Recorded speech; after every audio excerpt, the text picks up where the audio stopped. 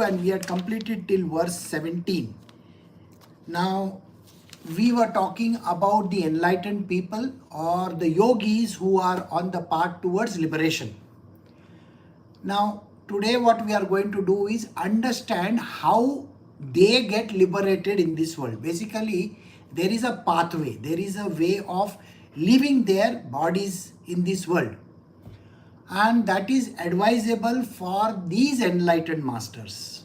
So those who have crossed over to the other side, basically those who have reached emancipation,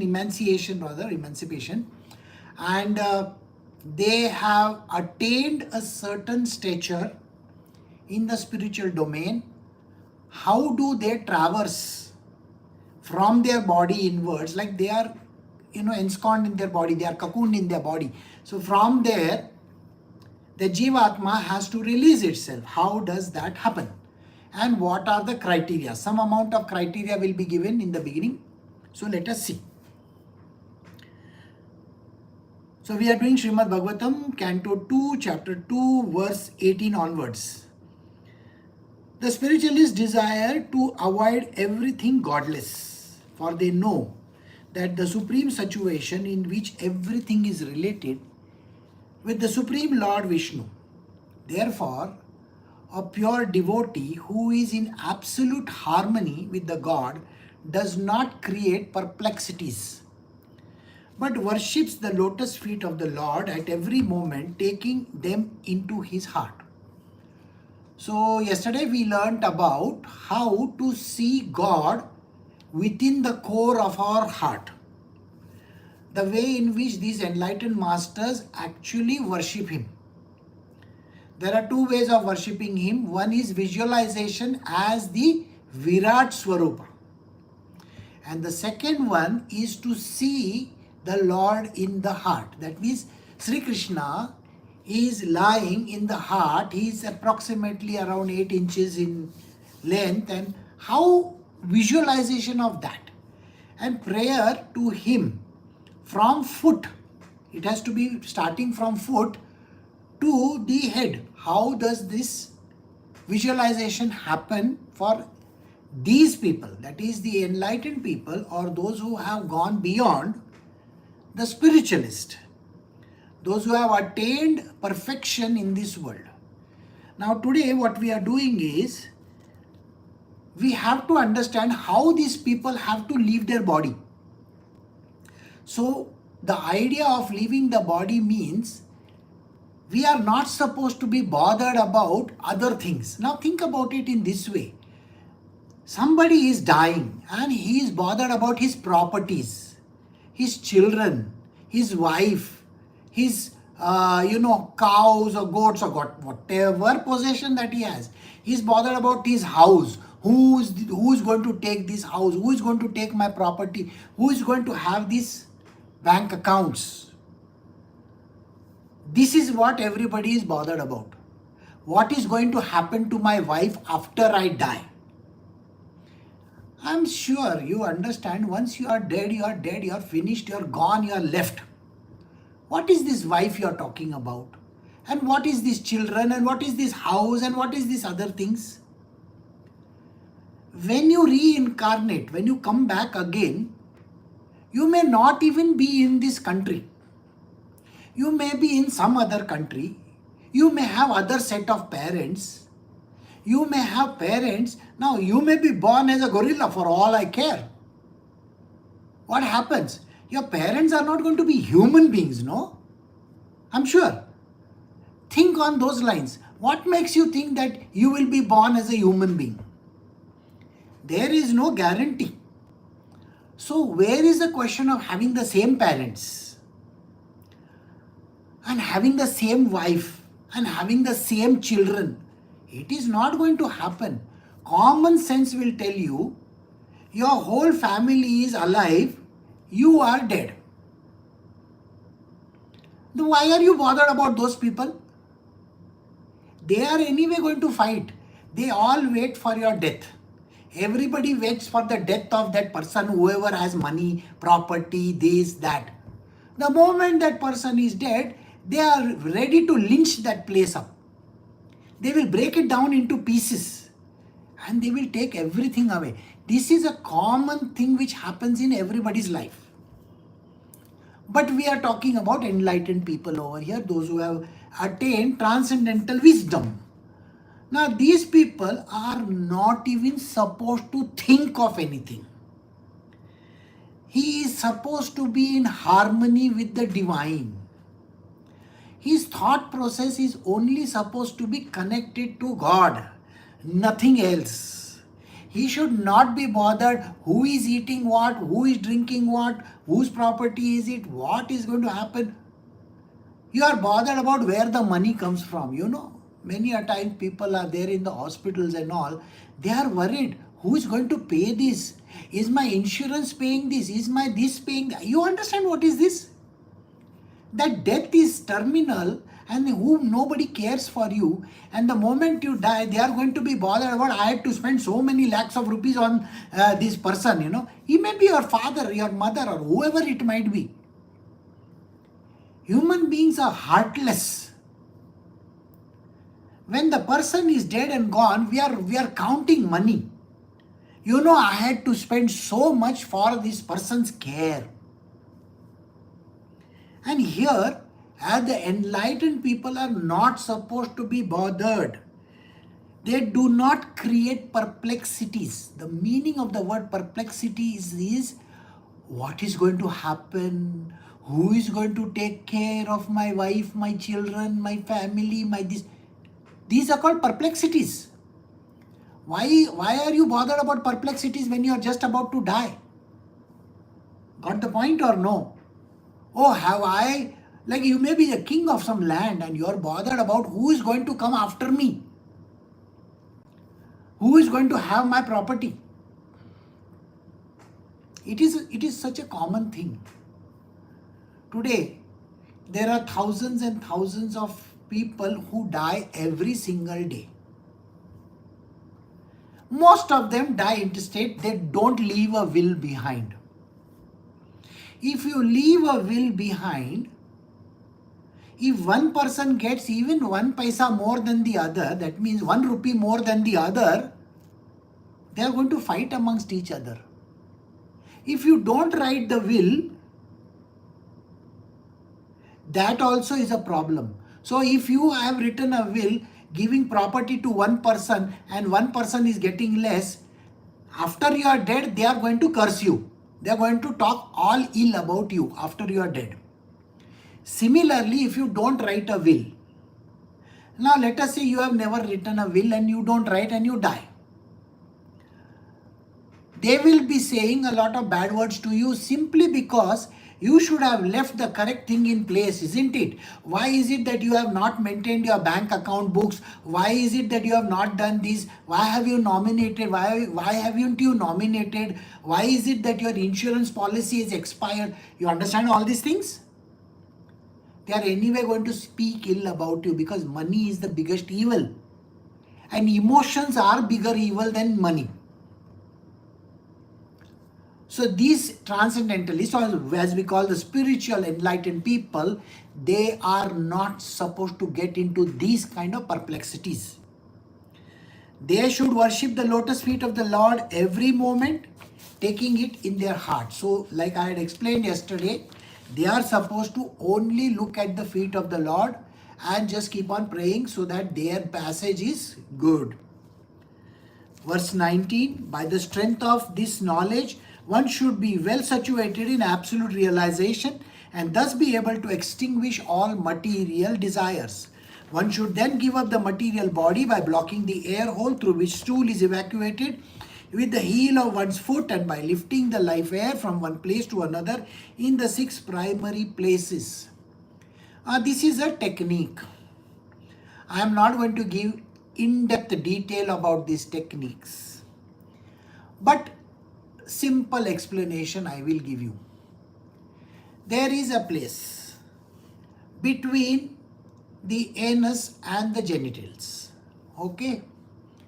This is where the last of the nadis is. The last of the nadis is. It's called the chakra, Mooladhara chakra. we should never allow the life breath to pass beyond this. Last week we were doing about the different heavens and the hells in the body. Did we do this or no? Do you remember? Patal, Talatal, all those were discussed last week.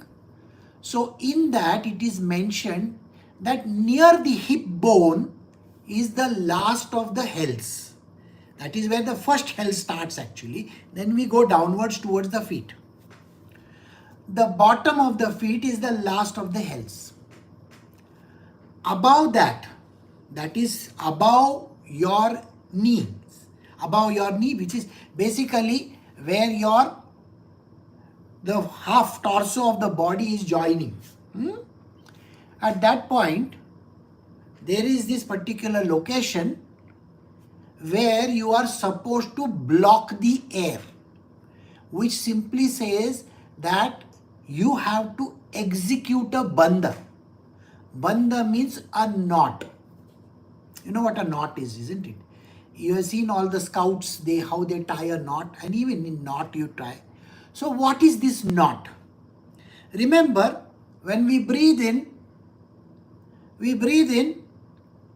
air goes inside, and then we breathe out, right?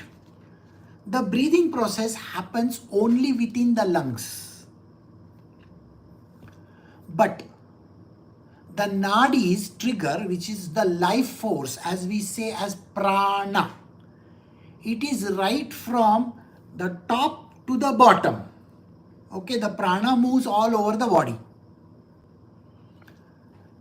Here, the moment you take the breath in, the breath is going in, but the prana is going deeper inside. And it touches the last portion of our body, which is the place where I just mentioned, in between the anus and the genitals. There is a loop. A loop is formed. The air is pulled upwards. The air doesn't mean the air, the life force. Prana is pulled upwards, it travels upwards, and when you exhale, the prana comes out. This is basically a cycle. Now at the last juncture where we stopped, which is called the Mooladhara, if I do not stop the air, this particular life force, and do not allow it to go upwards, I will lose everything that I have. From the body, all these prana to the hells, it goes into the earth. That is a very dangerous thing. So the yogis, they make this travel upwards. They take a U-turn at the Mooladhara chakra. In the roads, when you travel on the roads, have you seen dividers and various other things? Have you seen a U-turn, how it is created in the road? Think on those lines. Till I don't have a barrier to take a U-turn like this, the barrier has to be built, isn't it? Otherwise, we can have accidents, isn't it? So we have to build this barrier. This barrier is built by the feet, your own feet. So when you sit in Padmasana, in that particular asana,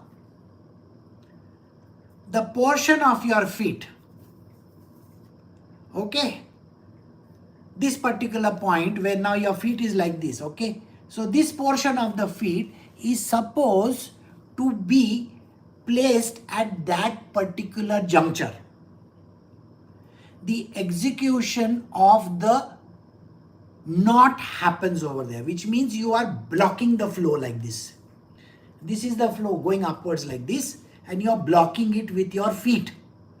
So this is what is said.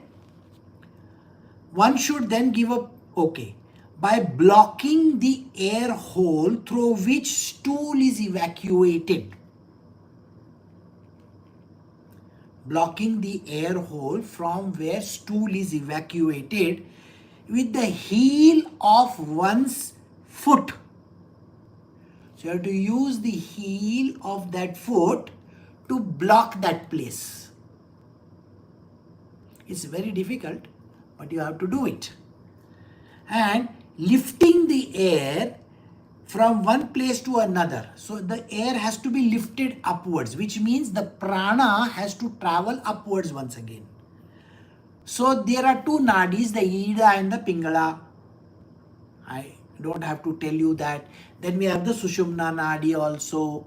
So it comes from the Ida and it has to go Pingala upwards. So it traverses from the basal chakra to the next one, right? So Adhishthana and so on and so forth and so on and so forth. 6 chakras it is supposed to cross. 1, 2, 3, 4, 5, 6. The 6th chakra is supposed to be here at the, suppose in between 2 eyes, at the back of our head. This is like the basal ganglia, a place where your stem, the brain stem starts. That is the place. Between the brain stem and the brain, there is a gap. It is the Brahmarandra. There is a gap. There is no linkage between the two. So 6 chakras it has to travel. So the way in which this person is supposed to give up his life is very simply like this. He has to sit. Yesterday we did that. He is supposed to sit in a comfortable position. With the heel of the feet, he is supposed to block the passageway between anus and the genitals. There is a particular place he is supposed to block it. So that the air which travels downwards is now going to travel upwards. So the nadis, there are different nadis. There are 2 nadis I told you about. They start triggering in the nadis these chakras. And then he has to go to the highest. Now let us see the next verse. The meditative devotee, that is verse number 20, slowly pushes up the life air from the navel to the heart, from there to the chest, and from there to the root of the palate. He should search out the proper place with intelligence. It is not easy for a normal person, and especially the idiots who teach you all these yogas in this world. There are lots of these, they plaster their walls with the certificate from some institute and all that. That is utter nonsense. Don't join places and don't do yoga classes where people are not at all interested in giving you any spiritual information. Yogic activity is a spiritual activity. The reason why most of the world thinks that it is not a spiritual activity, yoga means union with God. Atheists may not like this, so it does not matter. The believers can be here, and the believers can listen. This is the way how the yogis give up their life, okay? So first remember this, they have to raise this from one chakra to the other, to the other, to the other. So he is saying the meditative devotee should slowly push up the life air, which is prana, the pranic shakti that is there. He is supposed to push it from one level to the other, from the navel. The navel is a chakra also. It is 2 fingers above. That is the base for all our baser human beings. Most of the people, those who are multimillionaires, billionaires, those kind of people, they are successful in their world, and they have attained a certain amount of success in their world. They are financially well off. They are rich people. They also have a little bit of a talent and all those kind of things. So there are lots of these people in this world who have attained success, material worldly success. They normally operate in this zone. I am sure you remember the hierarchy of needs, the theory of hierarchy of needs. I am sure everybody knows that. That is basically what we are talking about. English people will only understand hierarchy of needs. Those who understand spirituality will understand what I am talking about. This is a spiritual knowledge, not Maslow's theory. Okay, Maslow is a yesterday's fellow. This is billions of years ago. Everything was known to everybody. Okay. So that is what we are talking about. So going upwards from the stomach to the heart, from there to the root of the palate, that is called the throat chakra. Palate, you know, na? There are hard palates and soft palates. Hard palate is up there and soft palate is below, behind. You know, behind that you can see that thing dangling. It's called the uvula. UVULA, uvula. So that is the thing we are talking about. Just the soft palate is there. When you hit that place, you will find that there is a place where the chakra of the throat is embedded. And from there, he should search out the proper place with intelligence. Now, this is something nobody understands. Everybody's chakra is not in that same place. When the Guru gives an initiation, he normally taps a person. Tapping. It's called tapping. Sometimes he does it with his eyes. He looks at that person with his eyes. Sometimes he will do something to that person. This is activation of chakras. So the chakra gets activated. You will get to rise in the bhakti marg. There is no such activity like you have to do some yogic activity. There is nothing like that. But this is done by the grace of that Guru. Whoever is your yogic Guru, that Guru of yours, he is going to effect the change for you. Understood? So think on those lines. So here what happens is, from this behind the soft palate, that chakra which is called the throat chakra, from there to go to the Agya chakra, upwards, you have to search for the location, which you, with your intelligence only, you will know. The Gurus normally do this very innocuously. He will never even tell you that he is doing anything like that. They do it very, very quietly, because the disciple has no idea what he is doing. Okay? So you have to know this. And today we are learning that knowledge in this scripture called the Srimad Bhagavatam. So we are doing Srimad Bhagavatam, Canto 2, Chapter 1, verse 21. Thereafter, see, we are talking about the Bhakti Marga, okay? Thereafter, the Bhakti Yogi should push the life air between his eyebrows, and then blocking the 7 outlets of the life air, he should maintain his aim for going back home, back to Godhead. If he is completely free from all desires of material enjoyment, he should then reach the cerebral hole and give up his material connections, having gone to the Supreme. The next step is from the throat to the next chakra, which is Agya chakra. So to reach that chakra, he has to use his intelligence.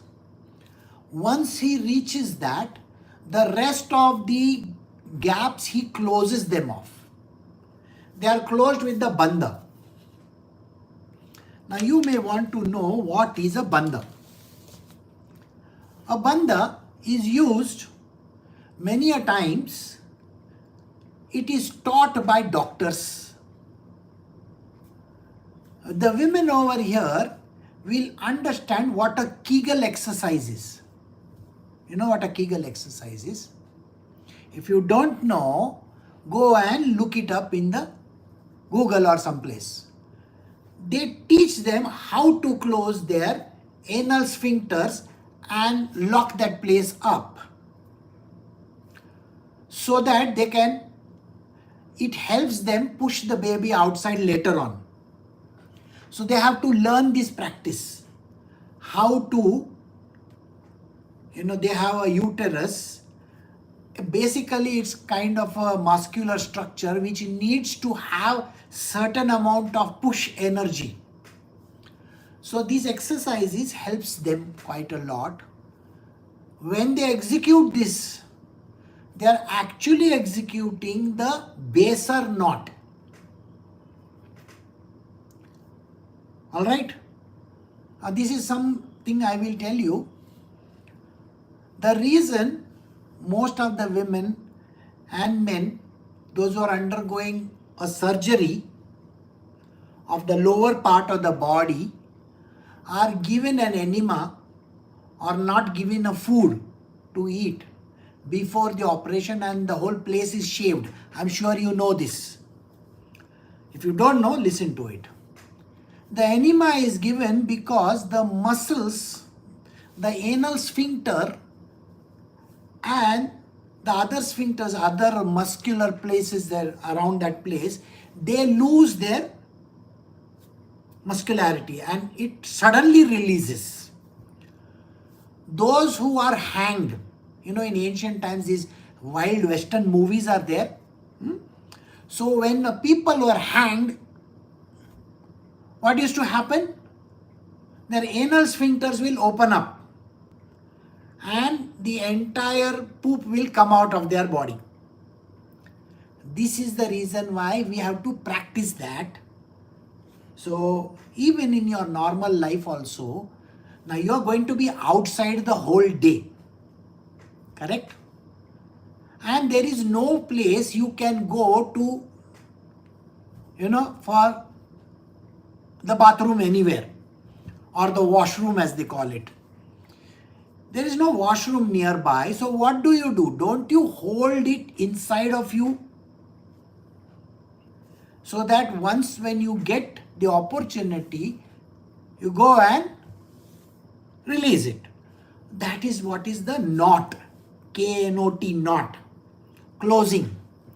So here, understand, in this way you can execute the knot in the stomach also. Alright? I am sure you have seen the movies of Bruce Lee or all those martial art movies. Have you seen how they tighten their stomach? 6-pack, 7-pack, I don't know, 8 packs or something like that. When they do it like this, they are actually tightening the knot of the stomach. It is the navel center. That is a chakra actually. They are knotting it up. So like that, this yogi is supposed to knot up these 6 chakras. By different passageways have to be blocked out. That is what he is saying.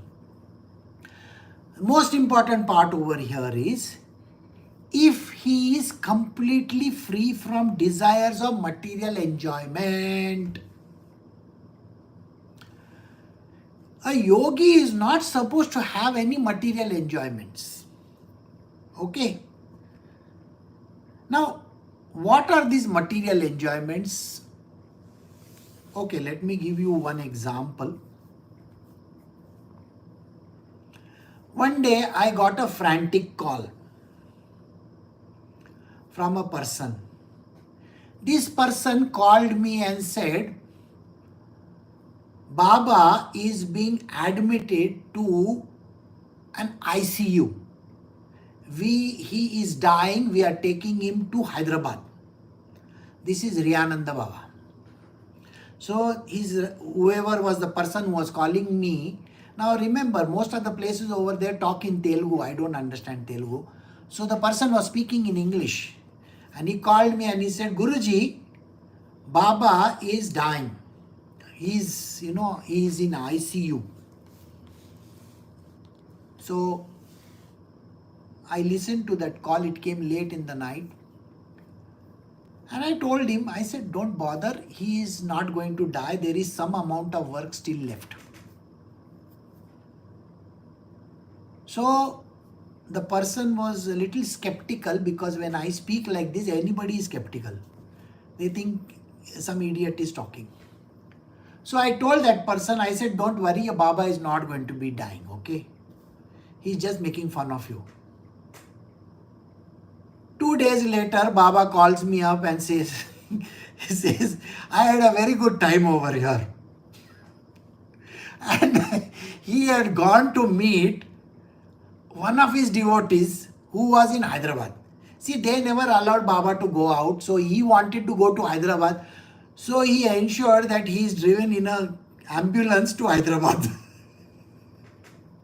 And he was admitted to this hospital where the chief person over there was his devotee. So he met him for 2 days. And after that, the doctor gave him a clean sheet, nothing is wrong with him, you can go back. So he called me and I said, see, don't make fun like this, because these people don't understand. These all your disciples, they don't understand what you do. Don't give them heart attacks. Then, many years later, I had to go and visit him, because I knew his last stages were there. So when I went to meet him for the last time, I sat next to him. He had become very frail and weak, and he couldn't even talk. And yet he was speaking. And he was talking about me and everything. And suddenly he went into a fit. His body became stiff and he started shivering quite a lot and stuff like that. 4 people were required to hold this frail man. Okay. I was behind over there and I was working on his chakras. I patted him, I spoke to him very peacefully, quietly, and then I told him certain things. I said, Baba, I think you have had enough of this life. It is time for us to say goodbye. So, don't hold on to things. Your work is over. Okay? Now don't suffer for other people.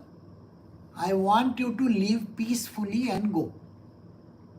Please don't bother so much. Last time you had asked my permission to stay for a few more years. I told you, yes, you can stay for a few more years, because there was some work to be done. Now your work is over. Kindly release your body. And then he calmed down, went back to his place. I came back to Bangalore. A few days later, I get a call that he has passed away peacefully. I couldn't attend that place because it happened. But I went a few days later. He was put in that samadhi of his in a sitting posture like a yogi.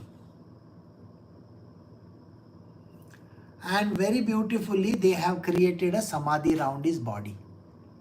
Please understand, enlightened masters should never be burnt. Should never be burnt ever. Enlightened masters have to be buried 6 feet below in a grave where their body will be sitting in a posture of Padmasana,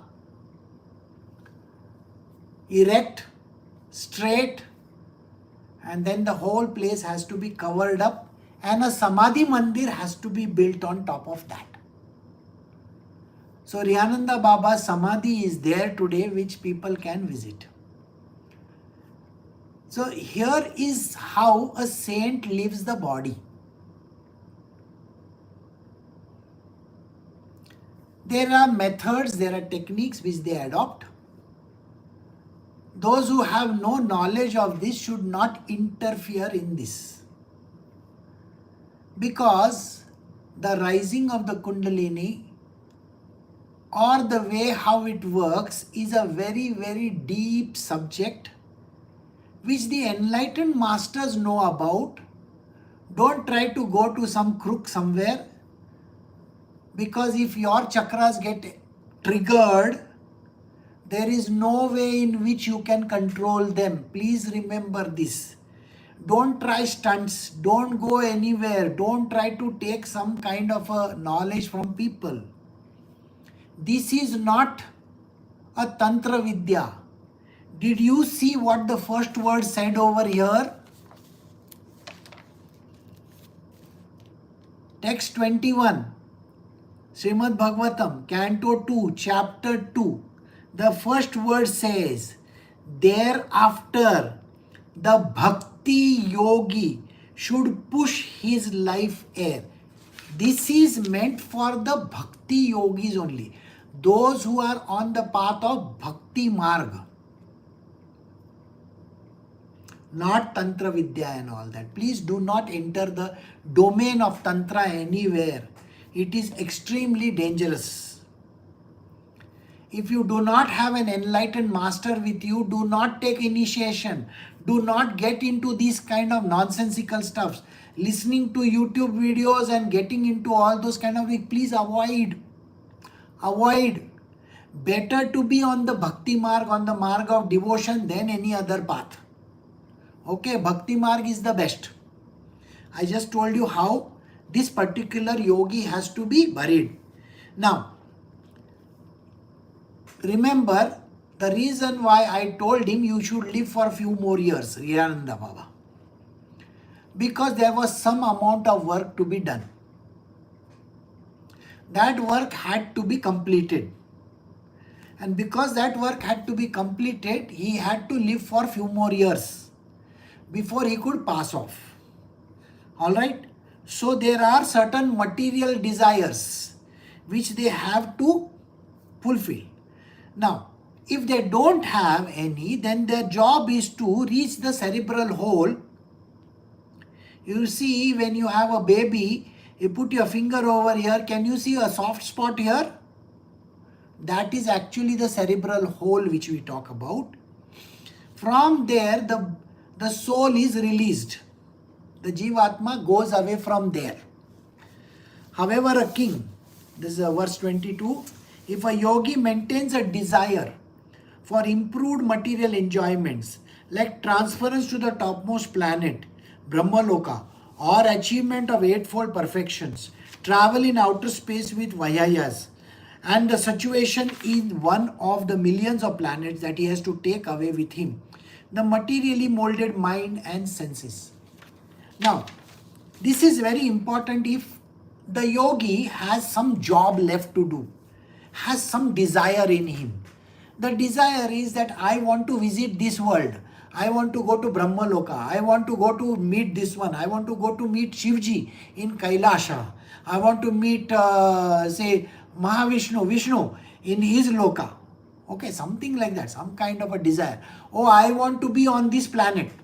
Whatever the case might be. That person should not do this. The previous methods, the technique which was told to you all, he should not even try. So this person who has got this kind of a desires, not the petty desires of having money and all that, no. Not enjoying women and all those fancy stuff in that heavens, no, nothing like that. Here we are talking about desires which are transcendental, kind of desires where they want to meet Brahma, they want to meet Vishnu, they want to meet Shiva, some kind of a desire. So if they have these desires, or they want to do they want to go around the planetary system. They say that, oh, we want to travel in space. They are allowed to travel in space. Or they want to attain the eightfold perfection. That means they are basically siddhas, perfectionists. So if they want to attain perfection, that means they still have a desire, no? See, those who have desires, they cannot be executing all these actions. You should be desireless. Then only you can release your body. Got the point? So those who have desires, they have to first fulfill those desires. And otherwise, they can achieve eightfold perfections, travel in outer space, a situation in one of the millions of planets. Then he has to take away with him the materially molded mind and senses. That is a time he cannot leave that body of his physical body he has to live. The subtle body he needs to maintain with himself. Now, sages and saints, like the awliyas that are there, Sai Babas and all these, when you go to their grave, do you meet them? Yeah. Most of my disciples have met these great sages. They will come and meet you because they maintain their subtle bodies with them. They have a desire to do good in this world. Like Ramakrishna Paramahansa, he has a desire to do good in this world. Sai Baba of Shirdi has a desire to do good in this world. My own Gurudev, he is always doing good in this world. Narasimha Saraswati, Shripad Shri Vallabh, Tukaram Maharaj, Sant Jnaneshwar, these sages you can actually meet. They maintain their subtle bodies at all points in time. So they can stay like that. So they have to keep their subtle body, the mind and the senses in that particular format. Verse 23, the spiritualists are concerned with the spiritual body. As such, by the strength of their devotional service, austerities, mystic power and transcendental knowledge, their movements are unrestricted within and beyond the material worlds. The fruity workers or the gross materialists can never move in such an unrestricted manner. Here is a very clear understanding where it is said that average human beings do not have this ability to do any of these things. Can they move through the wall? They can't. Can they perform miracles? Nobody can perform miracles. But the spiritualists who are there, the enlightened masters, they are able to do all this because of the strength of their devotional service, the austerities which they practice, the mystic power that they have, the knowledge which they seem to have. All this is contributing for them to stay back in this world, in their subtle bodies, in their subtle form, and perform these different types of miracles. For you it is a miracle, but for them it's a normal thing. See, for a normal person, that person cannot do anything. Even in his own life, he can't do anything. These spiritualists, they can move mountains also, they can do so many things. Because their movements are unrestricted within and beyond the material world. So within the material world and beyond the material worlds also, they can perform their very secretive actions. So a Sai Baba or a Ramakrishna Paramahansa or Chaitanya Mahaprabhu or all these forms of Narasimha Saraswati can suddenly appear for you. It's not a problem. Yeah. He can give you your wishes also. Suppose you want something, he will give you, grant you that. So they are in your subtle form. Masters can be in their subtle form or they can be in their gross form also. Gross form is with the body. So some masters are with the bodies, gross bodies, and some masters are with subtle bodies. These are yogis of the highest order. So Sukdev is telling this entire process to Parikshit, because Parikshit is actually an kind of an enlightened person. So he is saying you can do any of these things if you wish to. And if you wish to go to some planet also, you can go there. Alright? They can move in an unrestricted manner.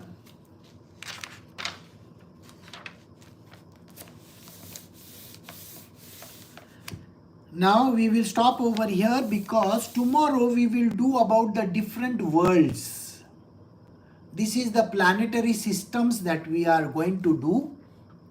Starting from our earth to the different heavens that are there, the planets, the stars, the galaxies. Where does all this stand within the purview of spiritual? So we are going to do that and understand that thousands of years ago this knowledge was given. So we have stopped at verse 23 and we will continue from verse 24 tomorrow. Recording stopped.